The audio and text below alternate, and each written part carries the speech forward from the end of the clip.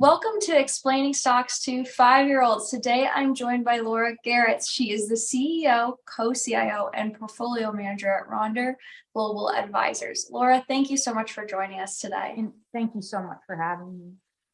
I guess to kick it off, what sparked your initial interest in investing?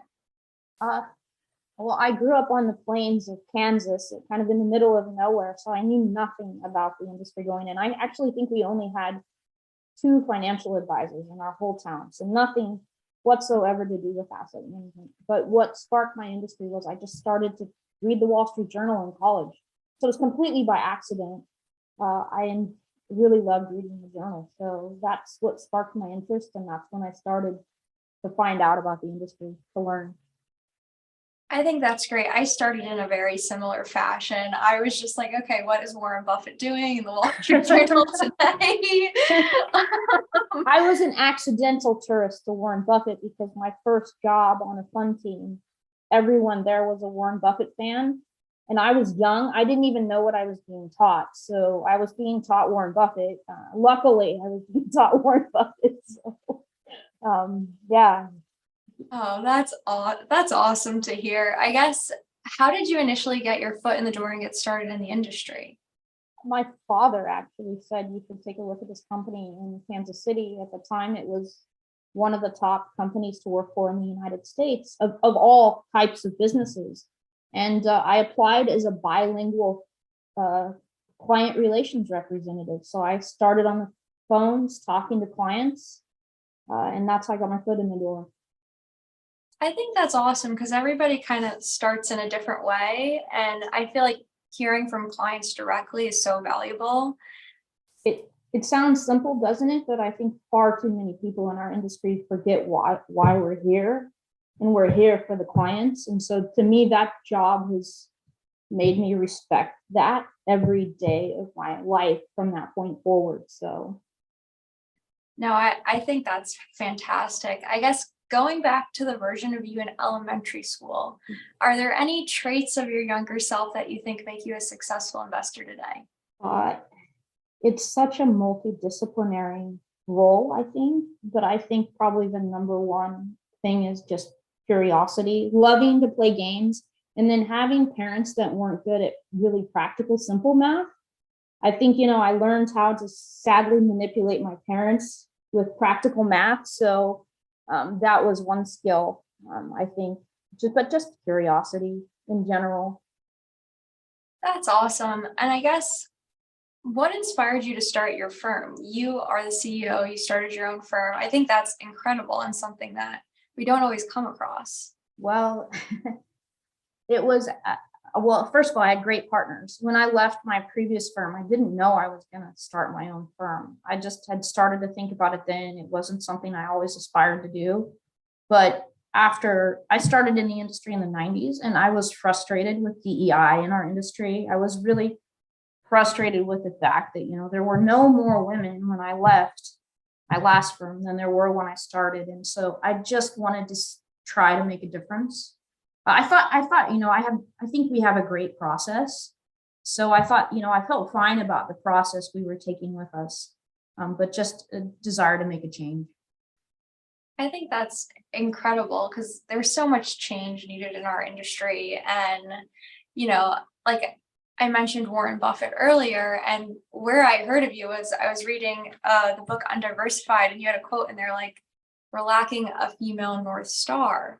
And I think what you're doing is so incredible, and it's just paving the way for, more visibility in the industry. We hope.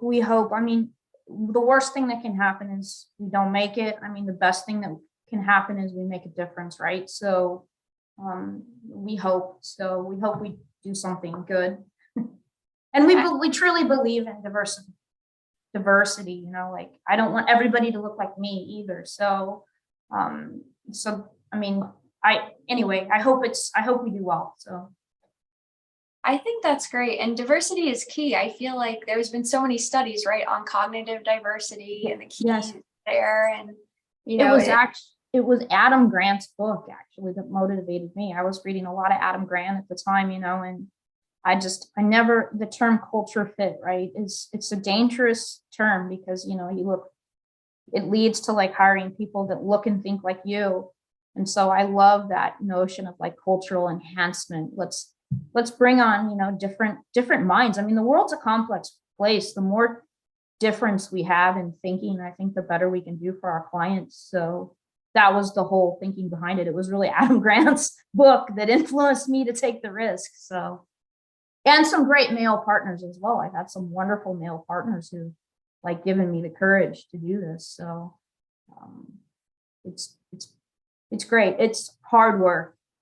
Yeah, no, I think that's fantastic. And Adam Grant is also a fantastic writer. So Yes. anytime you get inspiration there, I guess just diving into your role as a portfolio manager more would be helpful for the audience managers today. So like, can you explain what a portfolio manager is and does?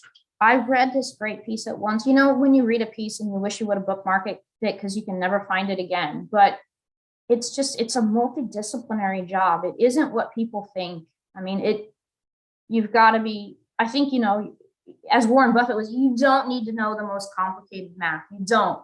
I use plus and minus a lot, sometimes divide, but like you do a little math every day, you build models, you talk to people. I think one of the most critical skills is writing.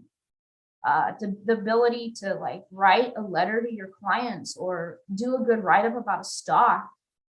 Communication skills, you have to be a good public speaker. So I mean, the day is varied. You do models, you talk to clients, you write a letter, you talk to corporate managers. It's really great. It's like being in school full time. If you love school, you'll love the job. So that's the best way I would describe it. But and hopefully I never really think of myself as a portfolio manager still. I still think of myself as an analyst for first and foremost. So most of my day is thinking about what makes a good company and when do I buy it. Yeah, I think that's key too. It's like you get to forever study companies. So just like it's so awesome. It's my favorite part of the job for sure is just even during COVID, just as nerdy as it sounds to just pick up an annual report, because I think pre-COVID even like we were rushing to travel to see companies and there was a lot of like rush in the day, and it kind of took me back to first principles, and I would just pick up annual reports and read them all day long. And again, like for anyone who doesn't know what an annual report is, it just talks about a company from front to back, from the numbers to the business model to what's going on in the business. And I actually think all that information got better during COVID. Companies became more transparent. So there's just more to read, more to listen to today than there used to be, which is great. No, I think that's certainly great. And those are all things that a lot of people don't realize. It's public information and you just use the search engine online and you can find it. I mean, we own I believe in keeping to really simple businesses, like just very simple businesses. I don't do complicated. I mean, I live and breathe Warren Buffett and Ben Graham, so stick to simple. But railroads, Mexican railroads, there's basically two big players. But if you Google or you go to Amazon, you could read endlessly without talking to the companies ever. I mean, and the companies print really good public information. So like you better be, really deep in the companies before you ask a question, because there's a lot of public information available. So yeah. No, I think it's great. And then today I just kind of wanted to get into what the funnest part of your job is. I know we've kind of had a candor about some parts of it, but what do you like the most? I really like the stock portion of the job. There's not much I don't like, actually. I feel really fortunate because, I actually fell into a career I absolutely love. Like starting your own business, you better have a passion for what you do because the work is hard. And so I feel really fortunate to love everything about the job. I love talking to clients, writing. I love looking at stocks. I mean, finding a great company at the right prices is amazing. So, but what I hear, like for young people who are thinking about entering the industry, I am actually an international stock picker. So I've been to 75 countries around the world visiting companies. And young people, like when I hear young people, they really want that. They have this curiosity for going out and they embrace other cultures and differences in people. And so I think that's one of the things I would say that I hear the most, that, you know, for young people who come into the industry and international. No, I think that's such a great perk. You get to travel and learn about different areas and different industries. So I guess just diving into your favorite industry, I know this could probably be ever changing, so feel free. I well, we do something that I call umbrella investing when we do international, and that is whatever maybe worked at one point in time in the US will probably work, or maybe it worked in China, it will probably work somewhere else in the world at some point in time.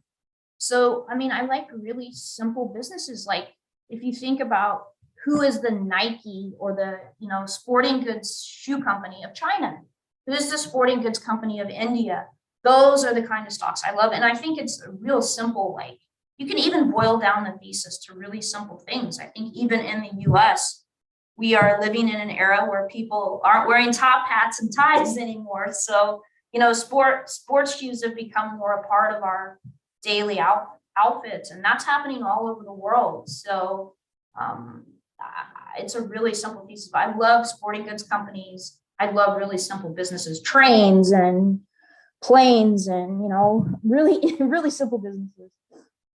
I guess if you had to like pick one to break down, even like I feel like even for sporting goods, there's so many different avenues you can go down for a sporting good company. If that's what you want to go with, or another industry, how would you break that down even further? Well, I mean, you can even think about it as just simply like what are people, you know, how much are people spending in other places in the world versus the United States? You know, like a simple like tennis shoe, it's like 1/5 the penetration in China that it is in the US. So like there's this long story of just people buying more athletic wear. And if you think about China as a country, the country wants to push more health in general. So like there's this really strong tailwind where the government is supporting more exercise, where people are dressing more casually. So just simply tennis shoes. I mean, we're all buying more of them. We're all wearing them for work when we used to not be allowed to. I personally don't want, you know, when I hire young people, I don't want them to have to buy 3 sets of clothes. I don't think it's good for the environment, you know, and I don't think it's necessary. So anyway, like it's just a change in how we all dress, right? So and that's happening everywhere around the world. And it's also, again, like there's just healthier trends are being pushed. Americans spend a lot more money on sporting goods than the Chinese or people in India. So there's a really long tailwind of growth for those companies. I think that's great. And what you just described is something I've heard a lot of, but people probably don't know, is like the white space in a different region. Like how much room is there for that white space or growth, right? In that region. Oh, I mean, I think India is the one country you look at. In India, the companies there tend to be like expensive on the surface. But when you think about the long-term potential for growth, it's just tremendous. I mean, if you look at something like paint, you know, the stuff we put on our walls, right? It's the penetration there is 1/10 of the United States, maybe even less. It depends on whose estimate you're using. The statistics aren't very great, but I mean, all you have to do is land in the country and realize that, you know, you could paint the country. The whole country needs painted, or by and large, you know, so there's a massive potential for growth in those places. I think that's so fantastic. And it's something that a lot of kids who play sports can relate to too. It's like, okay, I play sports. What do I need? Like, think about the stuff you dress yourself with before you go to work out. I mean, I don't know if you've read it, but I mean, I thought Shoe Dog, the book on Nike is just, it's a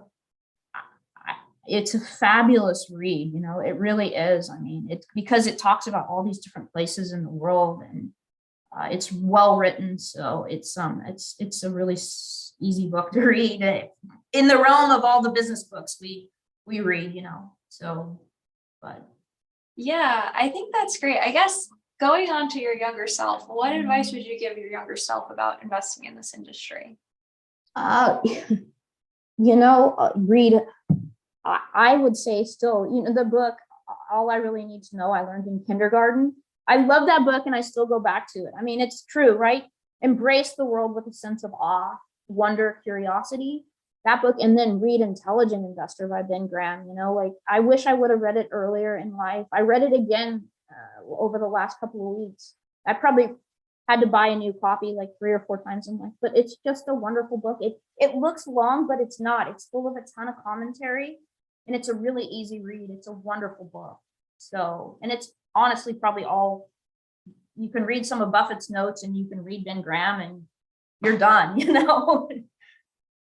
No, it's definitely one of the best books on investing I've ever read, and one I probably should revisit. I remember reading it and I was like, wow, this is eye-opening in so many ways. It's particularly like relevant, I think, or such a good read after we've had a correction, right? Because it reminded you the hardest part, Ben Graham would say, right? The hardest part is just knowing your temperament and controlling your behavior and emotions.